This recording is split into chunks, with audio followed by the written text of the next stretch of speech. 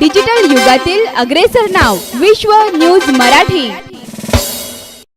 अकलूजमधून एक धक्कादायक बातमी समोर आली आहे। इलेक्ट्रिक दुचाकीमुळे मोठी दुर्घटना घडली आहे। या घटनेमुळे संबंधित कुटुंबाला मोठा आर्थिक फटका बसला आहे।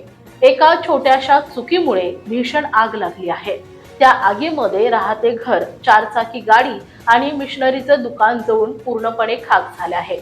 यामध्ये लाखो रुपयांचं आर्थिक नुकसान झालंय। अकलूज शहरातील गजबजलेल्या महावीर पथ परिसरात ही घटना घडली आहे। सुहास गांधी यांचं राहतं घर आणि मिशनरी यांचं दुकान आहे।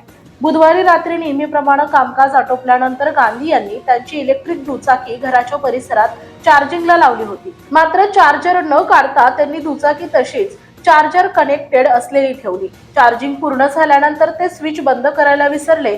मध्यरात्रीच्या सुमारास बॅटरी ओव्हरहीट झाल्यानं शॉर्ट सर्किट झाला आणि दुचाकीनं अचानक पेट घेतला।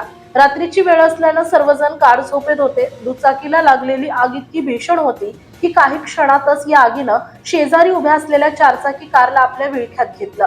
आगीच्या ज्वाळा इतक्या उंच होत्या की पाहता पाहता या आगीनं जवळच असलेल्या मिशनरीच्या दुकानाला आणि घरालाही वेढले।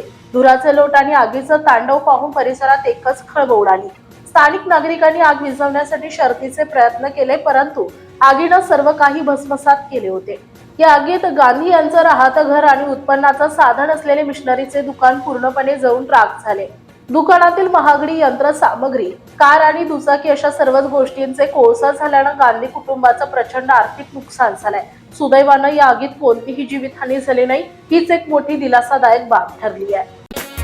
विश्व न्यूज मराठीची जाहिरात म्हणजे आपल्या उद्योगाची भरभराट। आपल्या व्यवसायाच्या उत्कृष्ट जाहिरातीसाठी आजच संपर्क करा।